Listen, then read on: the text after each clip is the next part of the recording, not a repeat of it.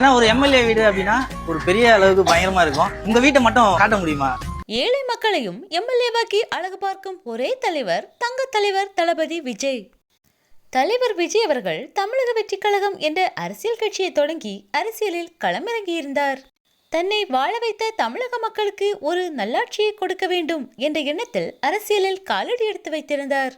தனது கட்சி சார்பாக போட்டியிடும் எம்எல்ஏக்களும் உண்மையாகவும் நேர்மையாகவும் இருக்க வேண்டும் என்ற ஒரே தகுதியை தான் முன்வைத்திருந்தார். தற்போது தலைவர் விஜய் அவர்கள் தனது கடின முயற்சியாலும் மக்களின் ஆதரவாலும் தமிழ்நாட்டின் முதல்வராக பதவியேற்றுள்ளார். தமிழக வெற்றி கழக எம்எல்ஏக்களும் ஏழை எளிய மக்களே, ஆட்டோ ஓட்டுநர், டாக்ஸி ஓட்டுநரின் மகன் என கஷ்டங்களை அனுபவிக்கும் மக்களே இன்று அமைச்சர் பதவியில் அமர்ந்துள்ளனர். இந்நிலையில் தமிழக வெற்றி கழகம் சார்பாக தேர்தலில் போட்டியிட்டு எம்எல்ஏவாக வெற்றி பெற்ற ஒருவர் தங்கியிருந்த வீட்டின் வீடியோ ஒன்று சமூக வலைதளங்களில் வெளியாகியுள்ளது.